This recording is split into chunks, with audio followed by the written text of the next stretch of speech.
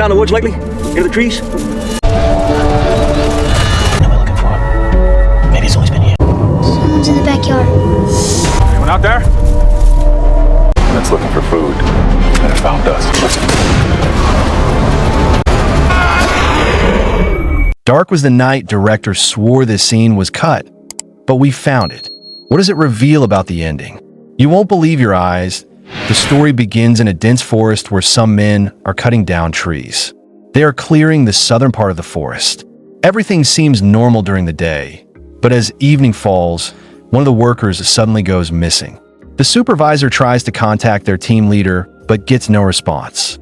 The leader then makes the mistake of entering the forest alone. Soon after, a terrifying creature appears and attacks him, killing him on the spot. The scene then shifts 90 miles away from the southern part of the forest to a town where we meet the sheriff, Paul. He is sitting alone in a park, looking sad and lost in thought. We are then introduced to a man named Ron, who owns 13 horses, but one of them has gone missing. To find it, Ron seeks help from Paul and Donnie.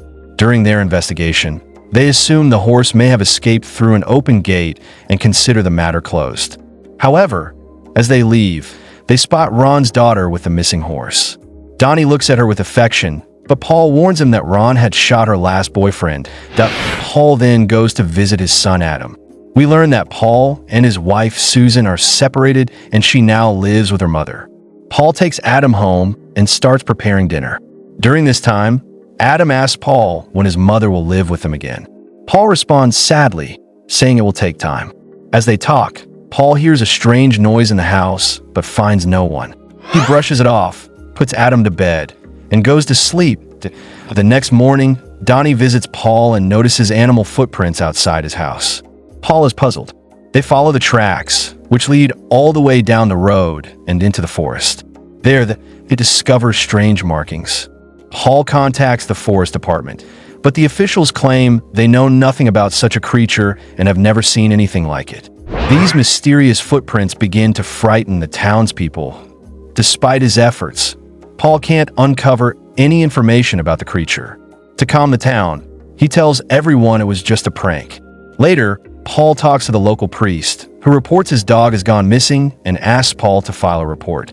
Meanwhile, Donnie, who is at Paul's place, finds a photo of a child in a drawer and stares at it thoughtfully. Later, when Paul is shopping at a store, a girl named Clara questions him about the strange animal seen in town. A boy named Jim interrupts and says his grandfather once warned him that something terrifying resides in the forest. Paul doesn't believe him. Jim accuses Donnie of being behind everything, which angers Paul, and he scolds Jim before leaving it outside. Paul meets a hunter named Earl, who mentions that deer, which once roamed the forest in abundance, are now nowhere to be seen. This disturbs Paul, prompting him to visit Susan's house to pick up Adam. Susan tells him that when she and Adam went to the park, all the kids were talking about a demon and that the footprints belonged to it. This has deeply frightened Adam. From their conversation, we also learn that Paul and Susan separated 6 months ago for a serious reason. After their talk, Susan lets Adam go with Paul. While driving, a strange creature suddenly appears in front of their car and dashes into the forest. Paul steps out to investigate and tells Adam to stay inside for safety.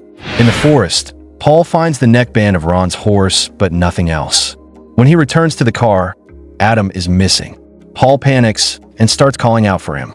Just then, he sees their horse and discovers Adam hiding in it, safe. Relieved, Paul hugs him. Meanwhile, Donnie visits Earl's bar. Earl serves him a drink and shares an old story told by his grandmother about spirits living in the forest. He also reveals that a boy had once gone missing and was later found hanging 30 feet up in a tree. This terrifies Donnie. The next day, Paul and Susan visit Adam's school for a meeting. The principal complains that Adam used inappropriate words and says that when Adam talks about his brother, it sounds as if he believes he's still alive, though his brother died recently. This sparks a heated argument between Susan and the principal, and they leave. While driving back, Paul sees his son's grave and becomes emotional.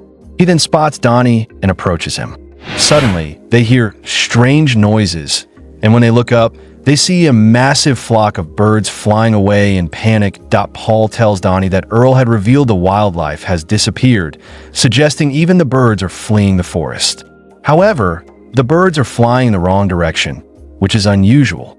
Donnie shares his conversation with Earl and mentions the dead boy found in the forest. Paul dismisses it as a murder case. Later, Donnie helps fix Susan's car and tells her how he became a police officer. Susan opens up about Paul's past, revealing that when she went out with Adam, Paul was supposed to be watching their other son. But the boy accidentally drowned in the pool, which is why Susan saw Paul as irresponsible and left him. Paul then gets a call from Ron. When Paul and Donnie arrive at Ron's place, he tells them someone had banged on his door loudly the previous night. Ron asks for help catching the culprit, but Paul dismisses it as kids playing pranks. Just then, a loud noise comes from outside. Paul checks the bar and sees the same strange creature from before. It escapes again. The next morning, Paul and Donnie return to Ron's bar and find the creature's footprints. Paul considers them important evidence and starts researching the creature, which no one has ever seen before. Later, Paul is seen having lunch with his family. Adam tells Paul and Susan he wants to live with both of them. Paul asks him to wait a little longer. Meanwhile, Donnie visits Clara's shop. They talk warmly with each other. That night, while Paul is driving home, he sees a dead deer on the road.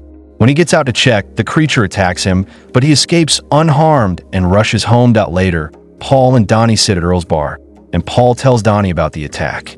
Previously, Paul thought the creature was just a myth, but after this incident, he starts to believe in its existence. The next morning, 3 hunters enter the forest unaware that the creature is watching them. One by one, the creature attacks them. Paul, driving through the forest, suddenly remembers his son and starts behaving strangely, calling out to him. A wounded hunter appears, and Paul helps him and learns everything that happened in the forest. Realizing the danger, Paul contacts the forest department and warns everyone to leave the area. That evening, as snow falls, the townspeople take shelter indoors. Donnie visits Paul, who shows him a report about the missing logging crew, the same men shown at the beginning of the movie. Paul suspects that clearing the forest unleashed the creatures. Soon, Jim arrives at Paul's house and shows him a video where the creature can be seen running and then vanishing. Suddenly, Paul hears Adam skriking. The creature has entered their home. Paul quickly locks himself and Adam in the bathroom and calls Donnie for help. Donnie tries to stop the creature, but fails. Paul and Donnie then move the townspeople to the church for safety, but more creatures gather outside. Paul sends everyone to the basement and fights the creatures with Donnie. During the fight, a creature injures Donnie, but he stabs it in the shoulder, allowing Paul to kill it. Everyone comes out of the basement, relieved. However, Paul and Donnie notice something shocking. The creature's wounds are healing independently. Still confused about the ending? Don't worry, even the actors were.